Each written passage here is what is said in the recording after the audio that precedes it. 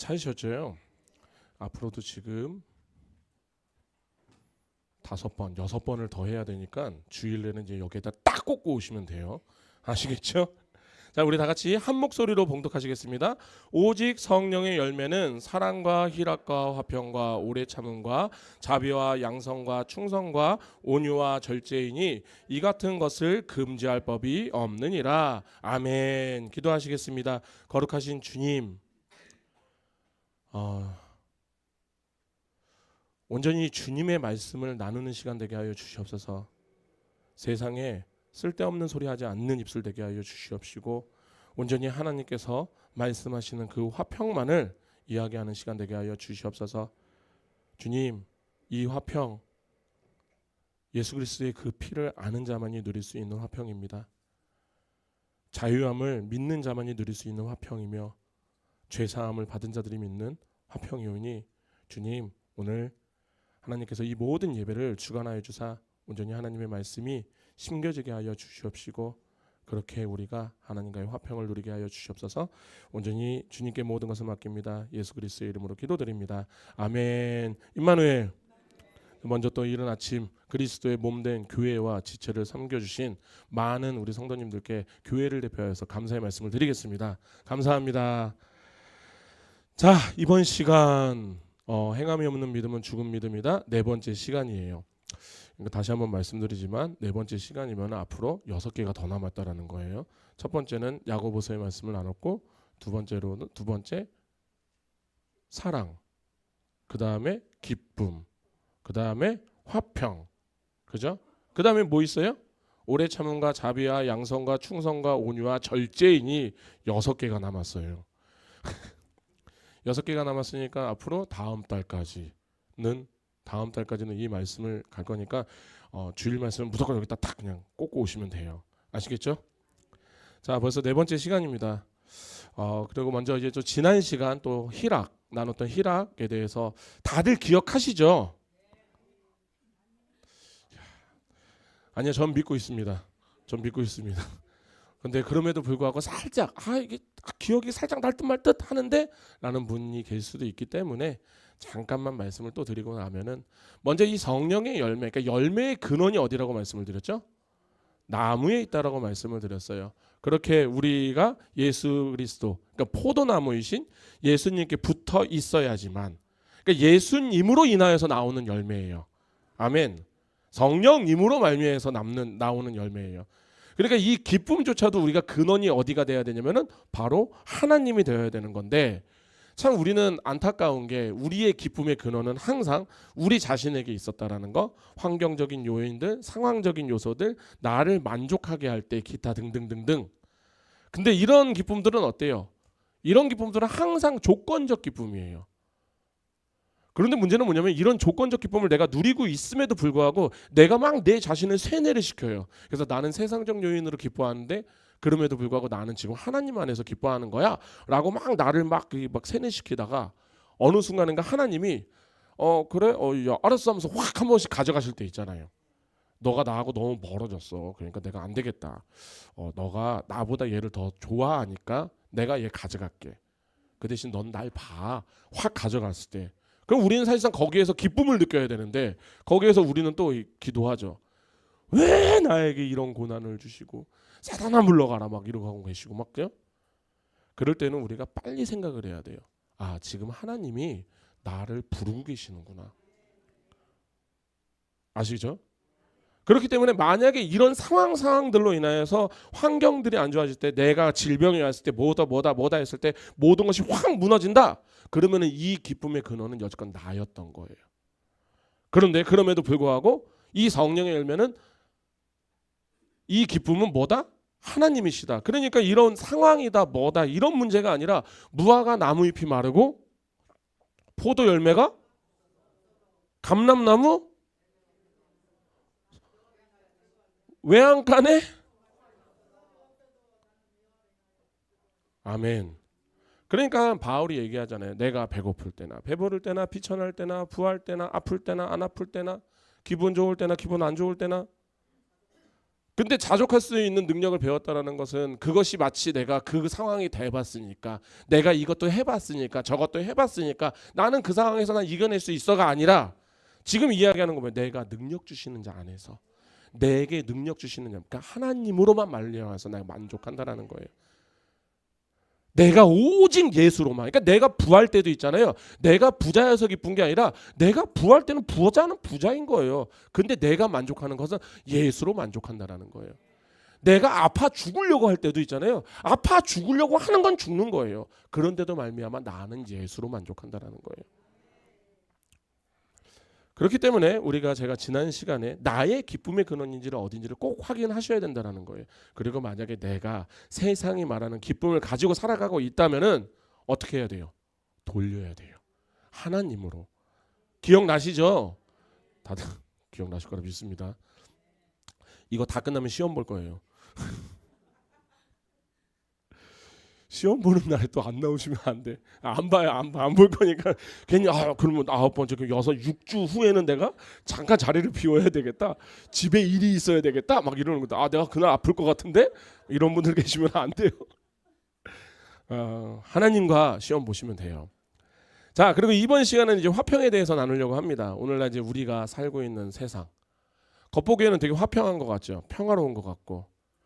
그런데 참 신기하게도 내면을 들어보면 끊임없는 갈등들, 분열들이 지금 일어나고 있죠. 어떻게 보면 가장 작은 단위로 보고 있으면 가정들, 부모와 자식 간의 소통이 끊어지고 부부 간의 소통이 끊어지고, 그러다 보니까 소통의 그런 부재로 인하여서 참 많은 다툼들이 끊이지 않는 것. 또 교회 안에서도 또 이런 것들이 있을 것 같아요. 의견 차이, 감정의 상처들로 인하여서 불화들이 있을 것 같고, 큰 단위로는 국제적으로는 전쟁과 테러, 더 나아가서 요번에 또 한 번 터졌잖아요. 관세 전쟁. 그죠?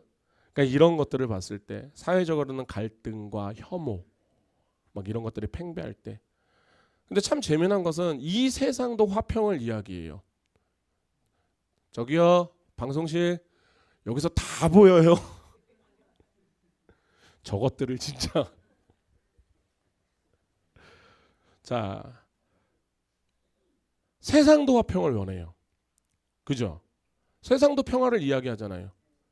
아니, 세상에서 우리가 전쟁하자는 세상이 어디 있어요? 그죠? 미워하자는 세상이 어디 있어요? 다들 얘기해요. 그런데 제가 누차 말씀드리는 거는 이 세상도 화평을 얘기하고 평화를 얘기하는데 이들이 화평을 누리지 못하는 이유가 뭘까? 이들은 계속 화평을 얘기하고 평화를 이야기하고 있는데 결국엔 그거죠. 이들이 알고 있는 이 화평과 하나님이 이야기하는 화평이 전혀 다르다라는 거예요. 그런데 오늘 이제 성경은 우리에게 말합니다. 화평은 뭐다? 성령의 열매이다. 고로 이 화평은 어디에서부터 오는 은혜예요? 하나님께로부터 오는 은혜예요. 그러니까 이 화평, 성령의 열매 중에서 이 화평, 그러니까 세상에 말하는 화평과 평화처럼 단순한 전쟁이나 다툼이 없는 것, 세상이 이야기하는 평화는 화평은요 이거예요. 안 싸우면 돼요. 그죠? 남한하고 북한이 안 싸우면 평화예요. 그죠? 우크라이나하고 러시아가 안 싸우면 평화예요. 저하고 저희 집사람이 안 싸우면 평화예요. 또 이렇게 얘기하면 또 싸웠나 우리 목사님 부부가, 그렇게 얘기하지 마시고. 그런데 지금 여기에서 말씀하시는 평화는 이 평화가 아니에요. 이거는 세상이 말하는 평화. 지금 근데 하나님께서 이야기하시는 성령의 열매에서 얘기하는 것은 뭐냐면 하나님과의 관계 회복을 얘기하는 거예요. 내면의 평안. 그러다 보니까 타인과의 화목을 이야기할 수 있어요. 그래서 오늘은 이 세 가지에 대해놓고 한번 얘기를 할 거예요.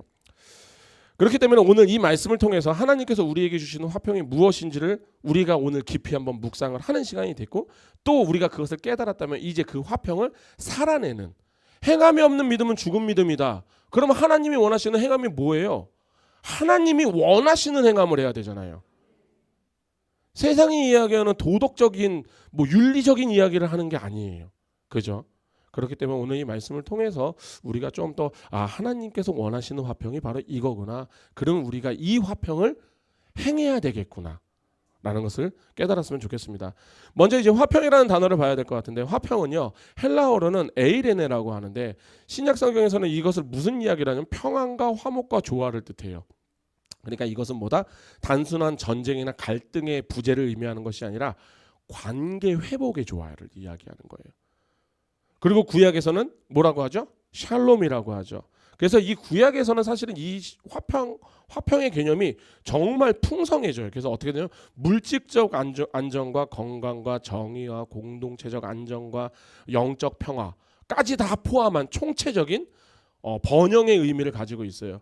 그러니까 우리가 이 모든 것들을 샬롬의 뜻을 다 합쳐서 정의를 하면 뭐냐면은 딱 이렇게 얘기할 수 있을 것 같아요. 하나님께서 창조하신 세상의 질서가 회복된 상태.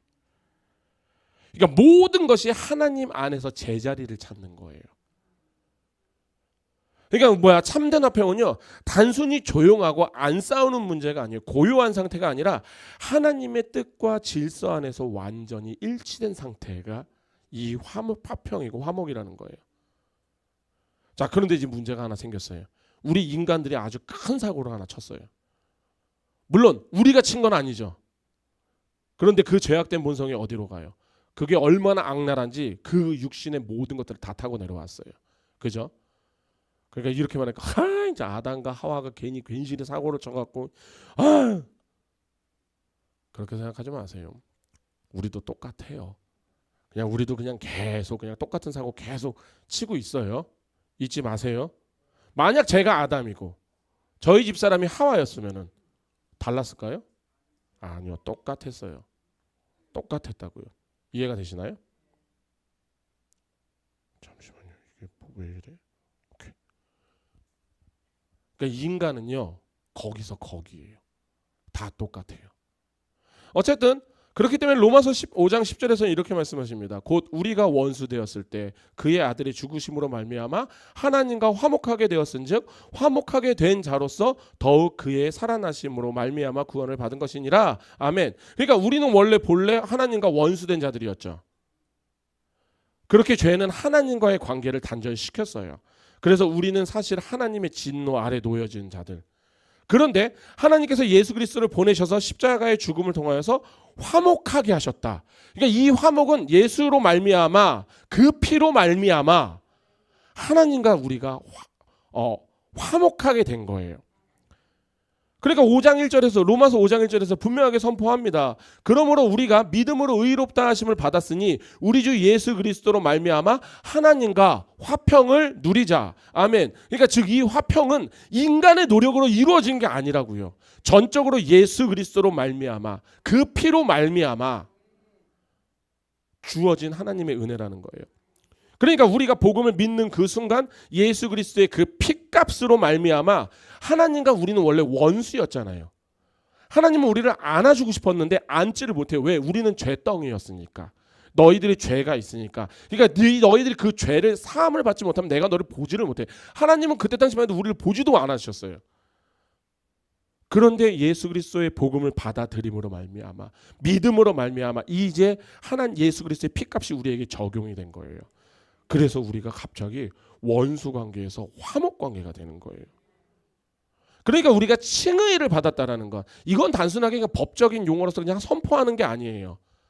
이 칭의는요. 하나님과의 관계가 완전히 회복되었다라는 것을 이야기하는 것. 바로 하나님과의 화평을 선물로 받았다라는 거예요. 그렇게 해서 우리가 의로우심을 받았다라고 얘기하잖아요. 의로우심, 칭함이 뭐예요? 내가 노력해서 받은 거예요? 바울은 로마서 3장 24절에 이렇게 말합니다. 그리스도 예수 안에 있는 속량으로 말미암아 하나님의 은혜로 값없이 의롭다 하심을 얻은 자가 되었느니라. 예수 그리스도 안에서 속량으로. 그런데 여기에서 재미난 것은 하나님의 은혜로 값없이 주어진 선물이라고 얘기하잖아요.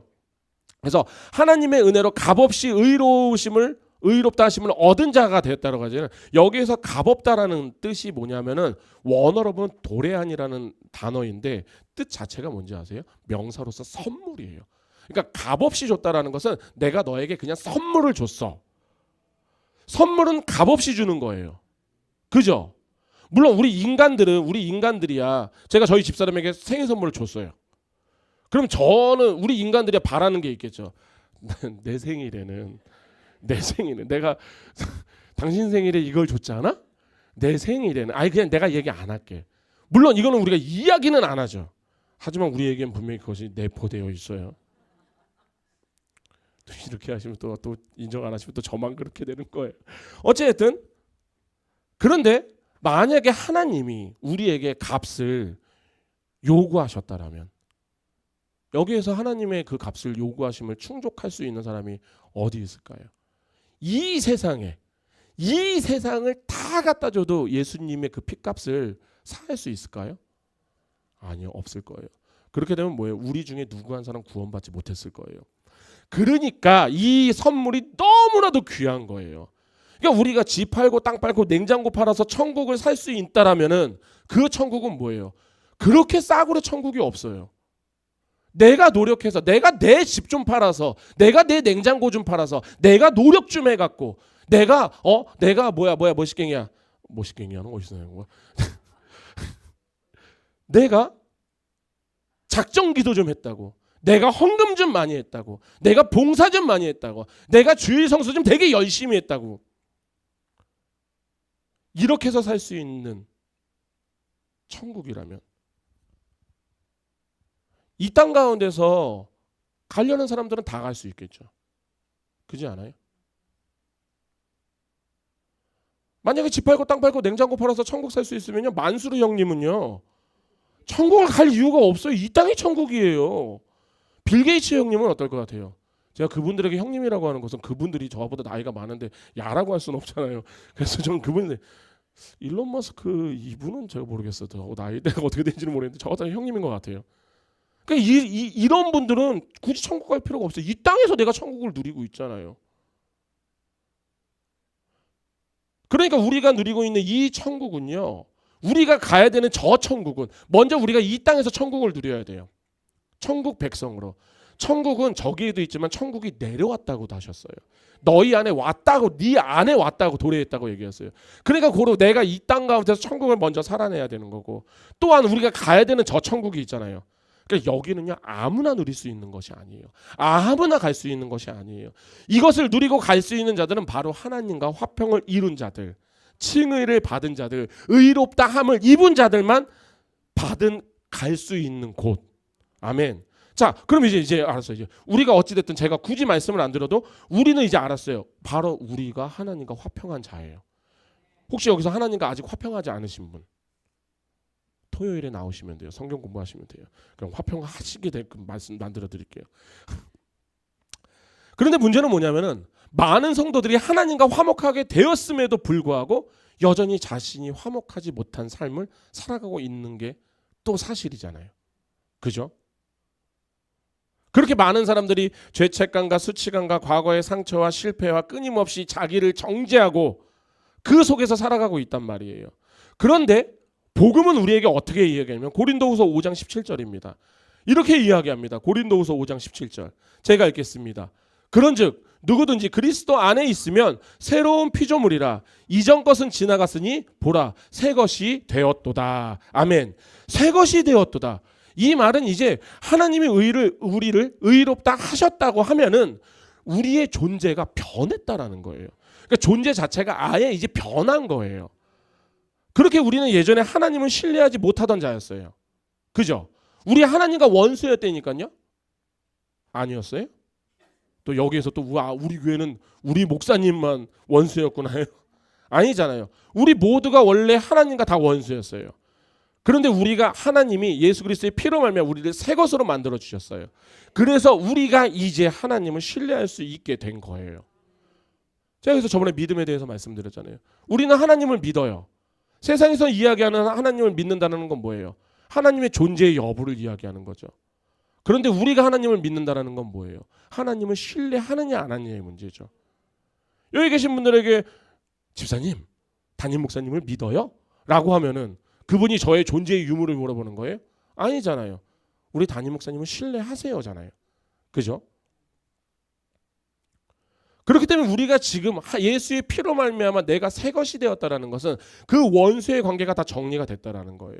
그리고 하나님과 화평을 이루니 내가 이제 하나님이 하시는 모든 것에 동의가 되고 너무나도 기쁜 상태가 되는 거예요. 그러면 이제 여기서 할 수 있는 게 뭐예요? 내 자신을 바라보는 일. 나는 왜 그래? 나만 왜 이래? 나만 힘들고 나만 아프고 나만 죽겠고. 그게 왜 그런지 아세요? 나만 바라봐서 그러는 거예요. 그런데 우리가 하나님을 바라보면 어떻게 될 것 같아요?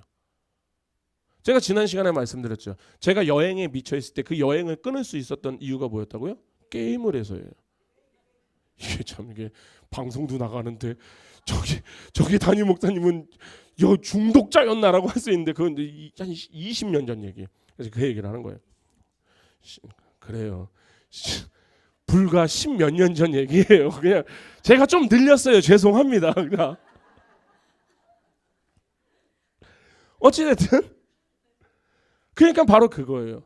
맨날 내 자신만 파먹고 있으면요, 가망 없는 나잖아요. 그렇지 않아요? 그러면 내 자신을 백날 보고 있으면 답 안 나와요. 답이 나올 거라 생각조차도 하면 안 돼요. 그럼 우리가 답을 찾으려면 어디서 봐야 돼요? 하나님을 봐야 되는 거예요. 하나님을 봤을 때, 근데 우리가 예전에는 하나님을 보지 못했죠. 왜? 우리는 칭의를 받은 적이 없으니까. 우리는 의롭다 칭함을 받은 적이 없으니까. 근데 예수의 피로 말미암아 복음이 우리 안에 들어왔고, 나에게 믿음이 들어왔고, 성령의 세례를 받았고, 이제 우리가 하나님을 바라볼 수 있게 됐어요. 그러면 우리는 계속 하나님을 바라봤는데 여기에서도조차 나는 계속 나를 바라보려고 한단 말이에요. 다시 한번 말씀드릴게요. 나를 바라보지 마세요.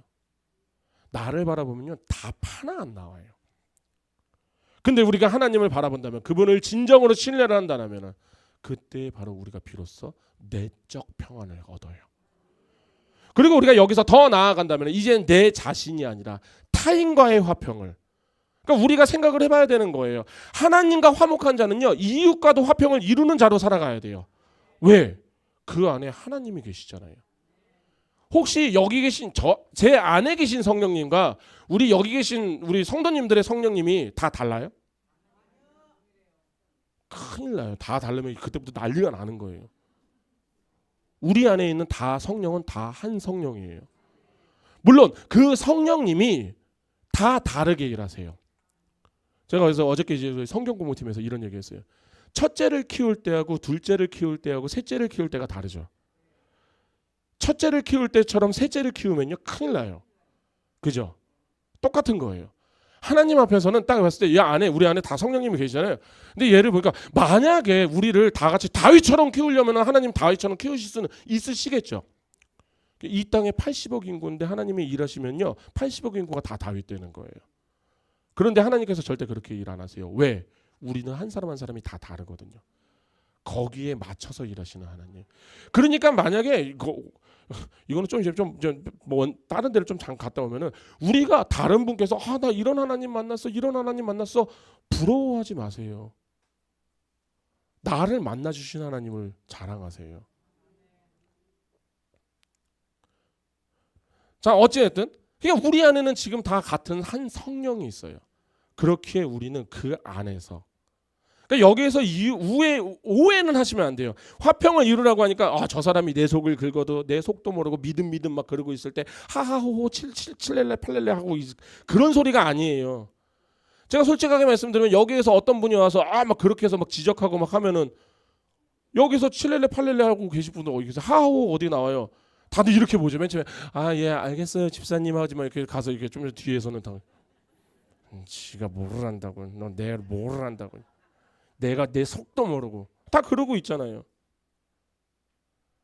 제가 근데 이렇게 말씀드리는 건 뭐냐면 갈등이 없다라는 게 아니라 갈등이 있어요. 매번 싸우고 때로는 미워도 해요. 때로는 시기도 한단 말이에요. 그런데 그 갈등 속에서도요, 복음의 능력으로 화해를 추구하는 삶을 살 수 있다라는 거예요.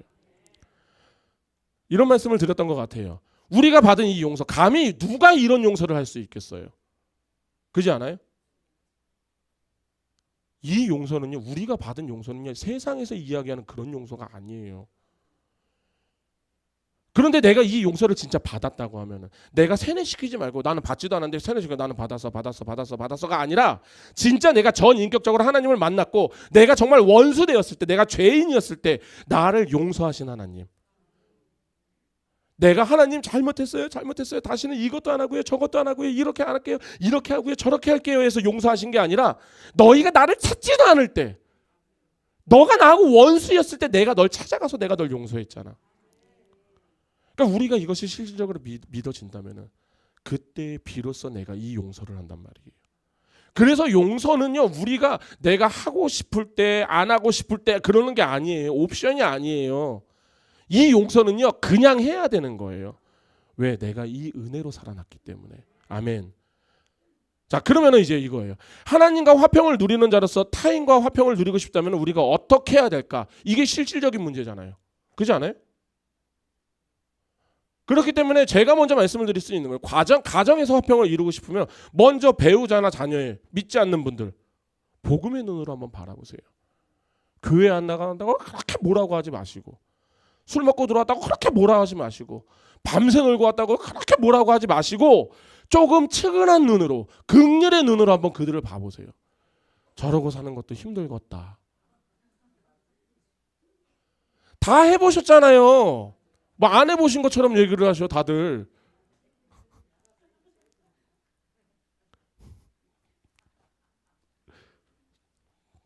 저도 해봐서 알아요. 사실은 발버둥이잖아요. 그 사람들이 채우지 못하는 그 발버둥. 그렇잖아요. 제가 미친놈도 아니고 왜 십몇 년 동안 그렇게 배낭 메고 왜 걸어를 다녀요. 그렇게 차도 많은데 그냥 버스를 타도 돼요. 그런데 그냥 주구장 차 걸어 다니는 거예요. 그래서 어느 어르신이 와서 청년 뭐 하는 거예요?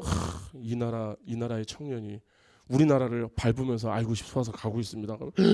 청년 뭐 개풀 떴던 모습 있지. 놀고 싶어서 그냥 한량처럼 다니고 싶어서 그냥 물 좋은 데 가면 도자리 깔아놓고 거기서 그냥 누워 있고 싶어서.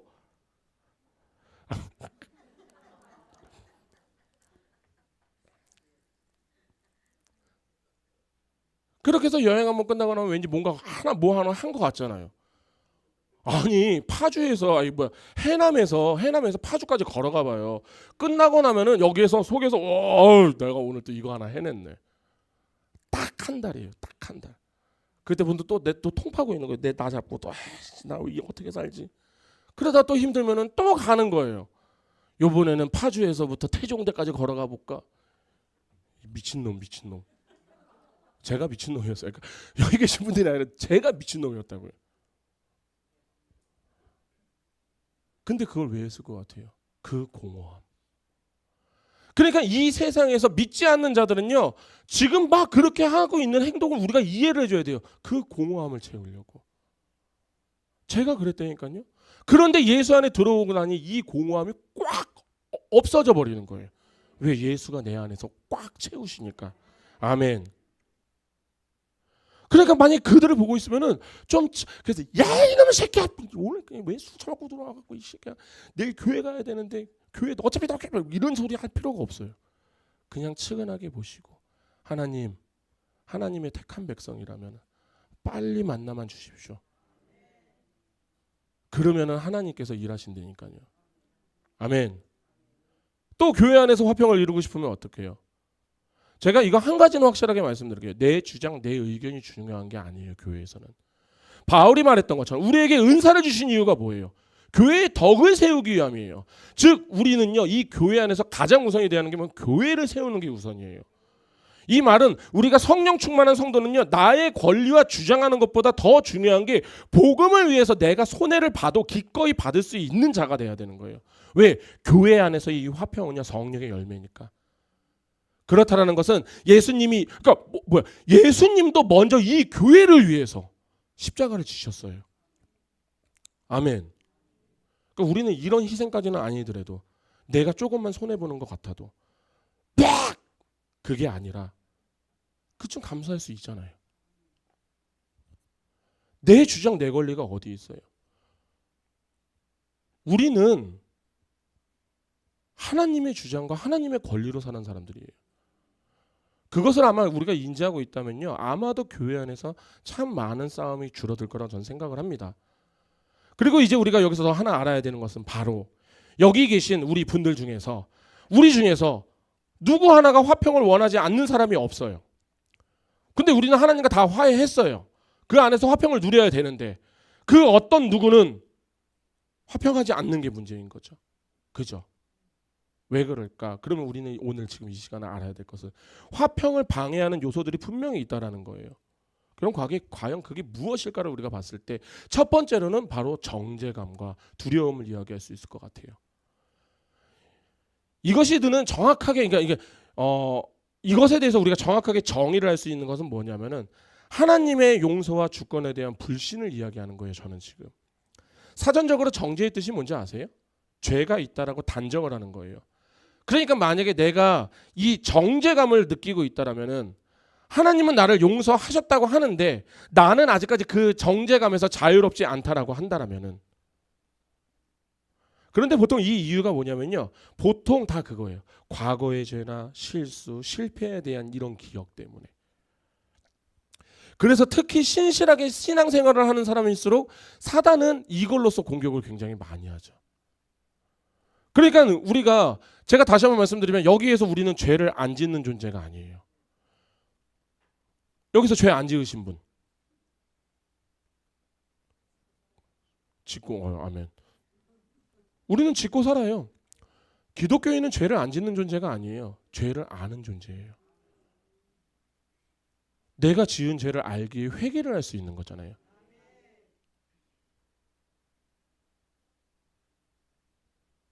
그런데 우리가 이렇게 신앙생활 되게 열심히 하고 있을 때마다 우리가 죄를 짓잖아요. 안 짓는 게 아니고 우리는 계속 죄를 짓잖아요. 그럴 때마다 우리는 고민을 해요. 나는 하나님이 과연 용서하셨을까? 여기 계신 분들 다 해봤을 그 고민이잖아요. 안 해보신 분 없어요. 나는 과연 하나님의 선택한 백성인가? 난 선택받은 백성인가? 다 그 고민 해보셨을 거라 생각하거든요. 왜? 저도 해요. 저도 때로는 내가 이래도 되나? 물론 그렇다고 해서 제가 형사법이나 뭐 이런 거를 제가 위배되거나 그런 짓을 한다는 게 아니에요. 괜히 우리 목사님 진짜 이상한 죄 짓고 있나? 이렇게 생각하시면 안 돼요.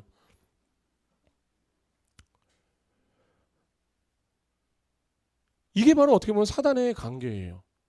그리고 이런 사람들은요, 죄에 대해서 회개를 했잖아요. 근데 지속적으로 죄책감이 속에 머물러 있는 경우가 많죠. 그래서 이런 분들이 보통 뭐가 걸리냐면 회개 중독이 걸려요. 했던 에게 또 하고, 했던 에게 또 하고, 했던 에게 또 하고, 했던 에게 또 하고, 20년 전 거 다 얘기했는데 20년 전 거 또 꺼내서 얘기하고, 20년 전, 그리고 30년 흘렀어요. 50년 전 거 다시 또 꺼내서 회개하고, 또 꺼내서 회개하고. 그거는 이제 더 뒤로 던져버리는 거예요. 바울이 얘기하죠. 내가 했던 거 있잖아. 바울은 심지어 내가 잘했던 것조차도 난 다 뒤로 던져버린다고요. 내가 볼 게 아니에요. 나는 지금 하나님만 보고 가기도 벅차 죽겠는데 내가 예전에 지었던 죄 보고 있을 거고 내가 예전에 잘했던 거 보고 있을 거고 그게 뭔 상관이냐라는 거예요. 필요가 없다라는 거예요. 그러니까 오늘 내가 회개를 했어요. 그러면 이 죄의 분량에 대해서는 털어버리시라는 거예요. 그것마저도 용서하신 하나님이세요. 만약에 예수님이 우리가 계속 죄를 지을 거를 모르셨으면은 십자가 1년에 한 번씩 오셔야 돼요, 그분. 얘네 또 1년 동안 이만큼 또 쌓였네. 미치겠네. 그래갖고 또 한 번 십자가 달리셔야 되고 또 한 번. 근데 예수님이 뭐라고 해요? 단번에 달리셨다 그랬어요. 그리고 내가 다 이루었다. 그 이야기는요, 예수님은 아세요. 하나님은 아세요. 우리 상훈이 눈 마주쳤어. 우리 상훈이가 죽는 그날까지, 하나님께 가는 그날까지 지을 죄를 다 알고 계시는 거예요. 그래서 예수님이 얘기하신 거예요. 내가 그것까지도 다 사했다고. 아멘. 그러니까 우리는 이제 거기에서 벗어나야 되는 거예요. 그냥 로마서 8장 1절에 바울의 입술로 하나님께서 직접 선언하십니다. 그러므로 이제 그리스도 예수 안에 있는 자에게는 결코 정죄함이 없나니. 아멘. 하나님께서 의롭다 하신 자를 우리가 다시 정죄하는 것은 하나님의 용서를 우리가 신뢰하지 않는 행위예요. 진정한 화평은요, 이 복음을 믿고 받아들이는 데에서 시작을 하는 거예요. 그리고 두 번째로 두려움. 이 두려움 또한 뭐예요? 미래에 대한 불안, 사람들에 대한 시선, 실패에 대한 염려 등등등등등. 그런데 이 두려움의 뿌리가 무엇이에요? 바로 하나님에 대한 주권, 그 선하심을 온전히 신뢰하지 못할 때. 제가 말씀드리잖아요. 제가 오늘 제가 여기에서 설교 끝나고 우리 성도님들이랑 너무 재미있게 오늘 주일 예배 다 끝나고 집을 가다가 덤프트럭에 치여 죽어요. 그래도 하나님이 저에게 선을 행하신 거라고요. 죽을 때 거기서 왜 하나님 제가 오늘 이렇게 예배를 드리고 왔는데 저를 죽이십니까? 아니라 하나님 감사합니다. 이것이 당신의 선하심을 믿습니다. 이런 자들이 하나님이 만약에 누리마 고생했다. 왔구나. 고생했으니까 이제 넌 좀 지옥에 가 있어. 내가 하나님의 백성이면요. 거기서 딱 한마디만 해. 아멘. 하나님의 뜻이 그거면은 선한 겁니다. 제가 저번에 말씀드렸어요. 하나님의 뜻은 우리가 하나님을 선하다 아니다를 우리가 결정할 문제가 아니에요. 하나님이 하시는 모든 것은 선한 거예요. 왜 나의 도덕적 잣대를 하나님께 갖다 드려서 어린아이가 죽었으면 하나님이 계시면 이런 불의한 일을 하시면 안 되지가 그런 말이 어디 나와요. 그게 바로 하나님의 선하심인 거예요. 아멘. 그러니까 이게 우리가 항상 하는 게 있잖아요. 하나님이 나와 함께 해주셔서 든든한 마음, 너무나도 감사한 마음이 있잖아요. 근데 그와 함께 드는 반대적인 생각이 있죠. 과연 하나님이 나를 지켜주실까? 왜 내 기도에는 응답이 없으시지? 왜 하나님은 나를 사랑한다 하시지만 나는 왜 이렇게 힘들까? 이런 생각도 같이 하잖아요. 그잖아요. 안 해요? 저만 해요? 이러한 마음이 바로 두려움이에요. 그리고 이게 바로 하나님과의 화평을 파괴하는 거예요. 요한일서 4장 18절에서 19절에 이렇게 이야기합니다. 사랑 안에 두려움이 없고 온전한 사랑이 두려움을 내쫓나니 두려움에는 형벌이 있으므로 두려워하는 자는 사랑 안에서 온전히 이루지 못하느니라. 두려워하는 사람은요 사랑 안에서 온전히 아무것도 이루지 못한대요. 그런데 문제가 19절이에요. 우리가 사랑함은 그가 먼저 우리를 사랑하셨습니다. 아멘. 하나님이 먼저 하신 이 사랑을 믿는 자, 이 자가 바로 두려움에서 벗어날 수 있는 거예요.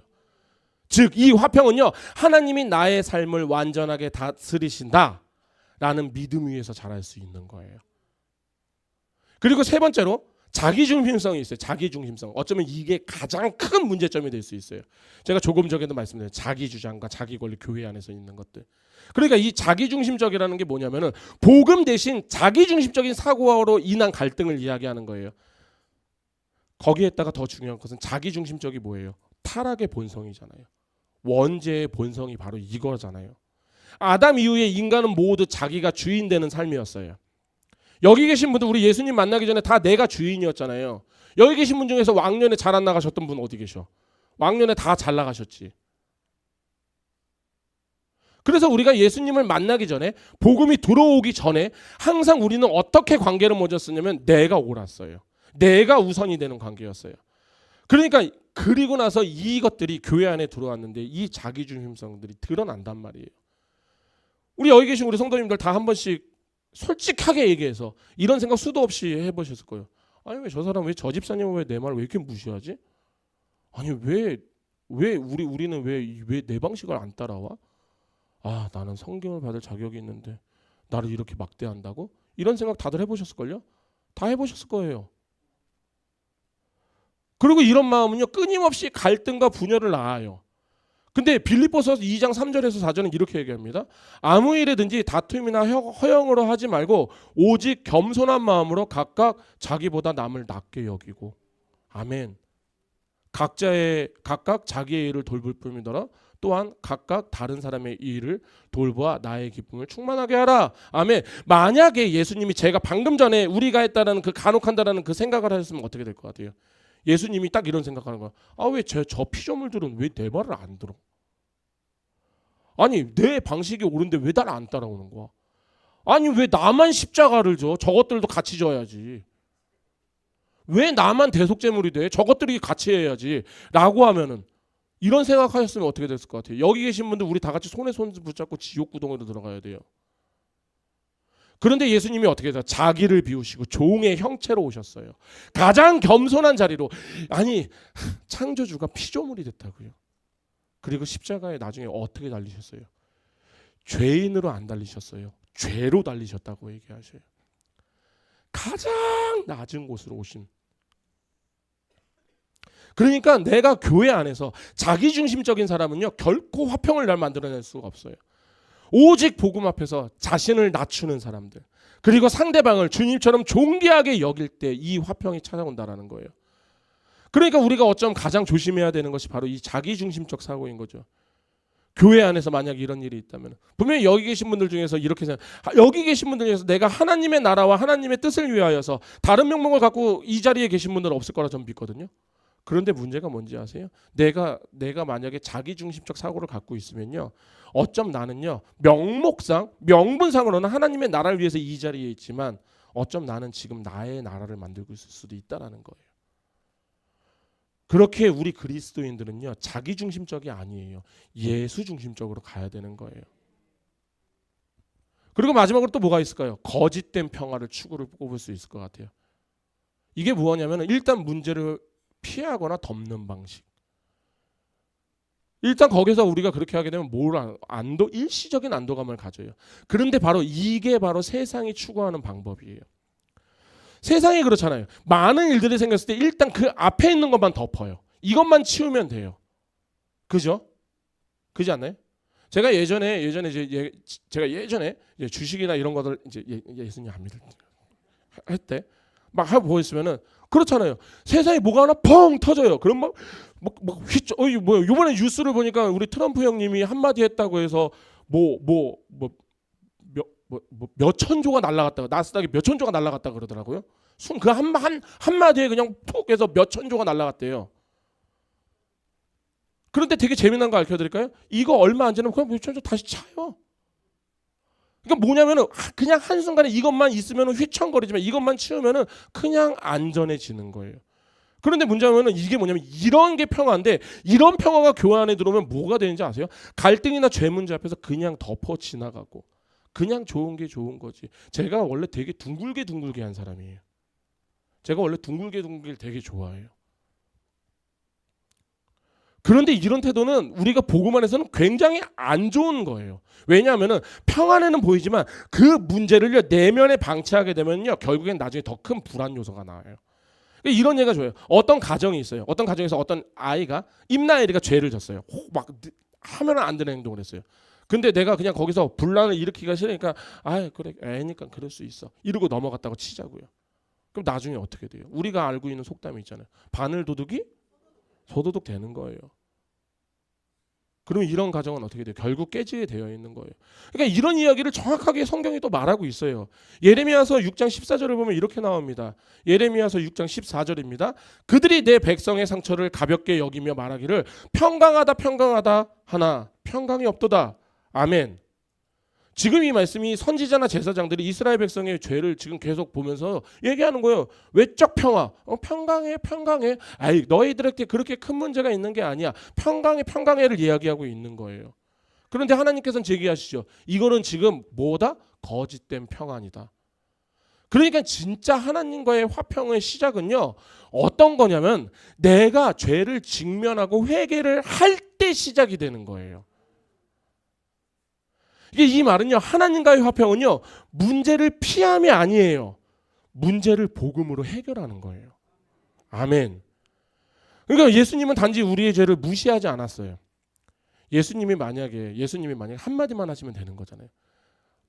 내가 십자가 진 걸로 할게. 그리고 내가 너네들 다 용서했다고 하자. 라고 하면 예수님 안 돌아가셔도 되잖아요. 아니, 하나님이 그래. 나 내 아들은 죽이기가 싫어. 야, 다 용서했어. 끝. 하면 끝나는 거잖아요. 그죠? 그런데 거기서 그렇게 하지 않으셨다고요. 십자가에서 죄의 대가를 직면하시고 담당하셨어요. 그러므로 화평을 이루셨다고요. 그게 골로새서 1장 20절의 말씀입니다. 그의 십자가의 피로 화평을 이루사 만물 곧 땅에 있는 것들이나 하늘에 있는 것들 그로 말미암아 자기와 화목하게 되기를 기뻐하심이라. 아멘. 그의 십자가의 피로 화평을 이루사 자기와 화목하게 되기를 기뻐하신대요. 그러니까 우리가 관계의 갈등이나 죄의 문제에서 진리로서, 그러니까 복음을 직면을 하고 회개와 용서를 통해서 화해를 해야 되는 거예요. 근데 이 길은요, 굉장히 고통스러워요. 왜냐하면 내가 까발려지거든요. 우리는 보통 나를 까발리는 나를 드러내는 것을 별로 안 좋아해요. 그잖아요. 그런데 저는 다시 한번 말씀드릴게요. 나를 드러내는 것을 사람들에게 드러내지 마세요. 하나님에게 드러내세요.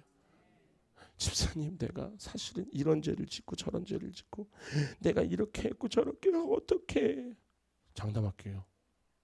그 사람이랑 싸우잖아요. 그게 칼이 돼서 돌아와요. 인간은, 그러니까 제가 말씀드린 거 무조건 하나님과의 얘기가 돼야 되는 거예요. 하지만 그렇다고 할지라도 그러면 야 이러면 이제 여기 있는 사람 다 적이야. 그게 아니라 우리가 하나님 안에서 같은 지체로서 나눌 수 있는 그 선은 분명히 있단 말이에요.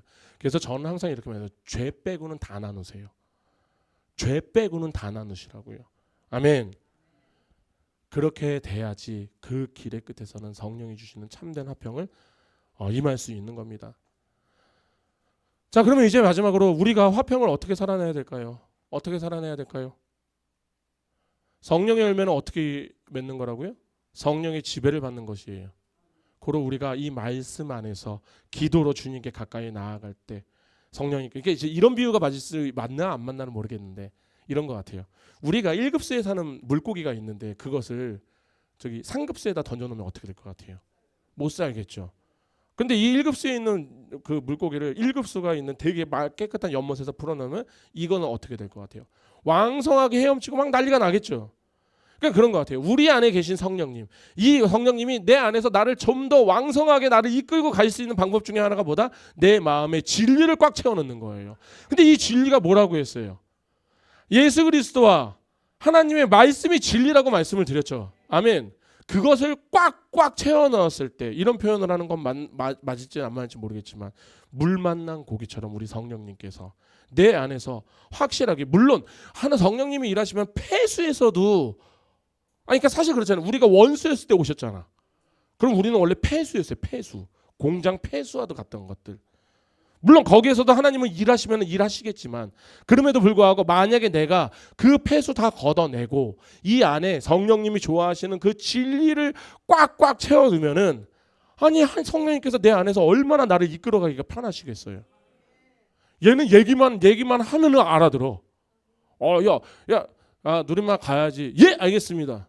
너 왜 안 물어봐? 아유, 이 길이 당연히 가는 길이어서 갑니다. 왜? 하나님께서 말씀하셨거든요. 성령님이 일하기 편하게 해드렸으면 좋겠어요. 두 번째로는 뭐다? 화해를 먼저 시도하십시오. 화해를 먼저 시도하십시오. 히브리서 12장 14절에 이렇게 나옵니다. 너희가 모든 사람과 더불어 화평함과 거룩함을 따르라. 이것이 없이는 아무도 주를 보지 못하니라. 아멘. 이건 굉장히 중요한 말이에요. 너희가 모든 사람과 더불어 화평과 거룩함을 따르래요. 모든 사람과 더불어서 화평과 거룩함을 따르려면은 그 사람이 나에게 다가오길 기다리지 마세요. 내가 먼저 가는 거예요. 사랑은 뭐다? 공격이에요. 사랑은요, 공격수라니까요. 그러니까 우리가 이게 왜 사랑은 공격일까 하면 마태복음 16장 18절의 말씀이에요. 다 아는 말씀이어서 제가 읽겠습니다. 또 내가 내게 이르노니 너는 베드로라. 내가 이 반석 위에 내 교회를 세우리니 음부의 권세가 이기지 못하리라. 여기서 우리가 헷갈리는 게 뭐냐면, 음부의 권세가 이기지 못한다고 하니까 음부의 권세가 나를 공격하고 내가 막 막는 거라고 생각한단 말이에요. 근데 이게 음부의 권세가 직역을 하면, 이게 영어로만 봐더라도 뭐냐면 게이트 오브 헬이에요. 지옥의 문이에요. 그리고 이거 직역을 하면 어떻게 나오는지 아세요?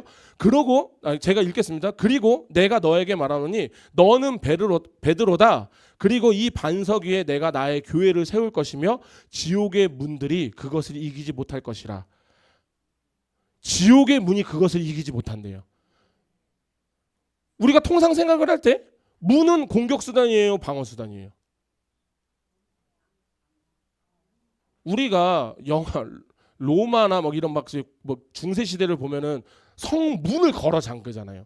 그죠? 문은요, 방어 수단이에요. 물론 우리 한상민 집사님은 문을, 혹시 여기서 문을 뜯어서 때리실 수 있으신 분? 내가 저 사람을 공격해. 물론 우리 한상민 집사님 가능할 것 같아요. 내가 뜯어서, 그렇다고 한다라는 게 아니고, 저분이 한다라는 게 아니고, 원체 힘이 좋으시니까. 근데 우리가 보통 통상적으로 생각하면 문은요, 방어 수단이에요. 이게 이 말이 뭐예요? 예수 그리스도라는 반석 위에 세워진 교회가 있고 지옥의 문들이 이기지 못한다. 그럼 뭐예요? 우리 교회가 공격수라는 거예요. 우리 교회가요, 하나님이 우리에게 베푸신 사랑으로라는 기관단 총을 가지고, 우리 따발총 좋아하잖아요. 따발총 가지고 지옥의 문을 막 공격을 하는 거예요. 그때 이 지옥의 문이 버티지 못한다라는 거예요. 그러니까 이게 예수님이 하신 사랑을 그대로 적용하면 답이 딱 나와요. 하나님께서는 우리가 용서를 구해서 우리를 용서하신 거예요? 아니죠. 심지어는 용서를 하시는 그때에도 우리는 반역을 했어요. 십자가 사건을 통해서 우리가 용서를 받은 것이지 내가 용서를 구했다고 해서 십자가를 준비해 주신 게 아니라고요. 고로 이 용서와 화해는요, 우리가 하나님께 손을 내민 게 아니에요. 하나님이 우리에게 먼저 와 주셨어요. 먼저 공격을 해 주셨어요. 우리가 본성상 뭐였어요? 진노의 자녀였죠. 우리가 본성상 마귀의 자녀였다고요. 그런 우리가 원수였을 때 사랑으로 예수님은 우리를 공격하셨어요. 그러니까 제가 말씀드리는 거예요. 사랑은요, 가장 어떻게 보면 가장 강력한 공격의 수단이에요. 그렇기 때문에 어쩌면 가장 힘들 수 있는 것이지만 내가 먼저 용서를 구하고 내가 먼저 화해를 제안하는 자가 돼야 돼요. 마지막으로는 가장 단순한 전략일 것 같습니다. 하지만 가장 진리인 전략. 뭐다? 복음을 전함으로 화평을 전하라. 이 복음이 뭐예요? 화평의 복음이잖아요. 화목의 복음이잖아요. 우리에게 이 복음이 들어와서 이것이 기쁜 소식으로 오지 않았다라면 우리 또한도 하나님과 화평해지지 못하였단 말이죠. 그렇기 때문에 우리가 복음을 전할 때 이 땅 가운데 아직도 하나님과 원수된 자들이 있어요. 그 자들이 하나님과 화목하게 되는 거예요. 그러니까 복음의 전도는요, 단순한 의무가 아니라 내가 화평을 가지고 있다라면은 행해야 되는, 당연히 나와야 되는, 나만 살면 끝이에요. 예수님이 뭐라고 하셨어요? 사마리아와 유대와 땅끝까지 증인이 되리라 하셨어요. 여기 계신 분들 다 예수 그리스도의 증인이에요. 아멘. 이제 말씀을 정리하겠습니다. 성령의 열매는요, 인간의 노력으로 맺어지는 게 아니에요. 성령님이 내주하시고 내가 성령님께 순종할 때 이 열매는 그 나무가 열매를 맺듯이 자연스레 맺어지는 열매예요. 그리고 화평은 그 중에서 더욱더 큰 특별한 은혜인 것 같습니다. 왜냐하면 이 화평은 죄로 깨어진 모든 관계를 회복을 시키는 열매이기 때문에. 그렇기 때문에 우리 성도님들, 상황 속에서, 환경 속에서, 사람들 속에서 화평 찾지 마시기 바랍니다. 그것은 화평이 아니고 평화. 그런데 우리가 누려야 되는 것은 평화가 아니에요. 우리는 하나님과의 화평을 누려야 되는 거예요. 그렇게 우리 예수님께서 우리에게 먼저 하나님과 화해할 수 있는 악수의 손을 내미셨어요. 그리고 우리가 그 손을 잡았어요. 그렇게 제발 자신을 정죄하지 마세요. 두려움에 빠지지 마세요. 더 나아가서 어디에 가든 내가 먼저, 내가 옳고 내가 우선인 것이 아니라 나보다 남들이 낫다라고 여기세요. 그리고 그들을 그렇게 섬길 때 또한 내가 먼저 가서 그들을 용서하고 화해할 수 있는, 왜? 그 안에 있는 성령님과 내 안에 있는 성령님이 같은 성령이기 때문에. 이 모든 것은 성령님이 우리 안에서 역사하실 때 일어나는 일입니다. 오늘도 성령 충만하심을 간구하길 바랍니다. 하나님의 인도하심에 순종함으로써 화평의 열매가 풍성히 맺는 삶을 사시기를 예수 그리스도의 이름으로 축원합니다. 기도하시겠습니다. 사랑과 은혜가 풍성하신 하나님 아버지, 오늘도 주님의 말씀을 통하여서 성령의 열매인 화평에 대해 깊은 묵상을 하게 하시니 감사를 드립니다. 우리가 죄로 말미암아 하나님과 원수가 되었으나 예수 그리스도의 십자가의 피로 우리를 의롭다 하시고 화평케 하신 그 놀라운 은혜를 다시금 깨닫게 하심에 감사를 드립니다. 주님, 이제 하나님과 화평을 누리는 자답게 우리의 마음속 정죄감과 두려움을 주님 앞에서 내려놓게 하시고 자기 중심적 사고와 거짓된 평화 추구에서 돌이켜 복음 안에서 진정한 화평을 살아내는 자들 되게 하여 주시옵소서. 가정에서, 교회에서, 우리의 모든 관계 안에서 내가 먼저 화해하고 용서하고 복음을 사랑으로 섬기게 하시옵고, 사람이 아닌 하나님을 바라보며 환경이 아닌 진리 안에서 평안을 누리게 하여 주시옵소서. 그렇게 화평의 열매가 우리의 삶 속에서 맺힐 수 있도록 인도하여 주시옵소서. 이 모든 기도 예수 그리스도의 이름으로 기도드립니다. 아멘.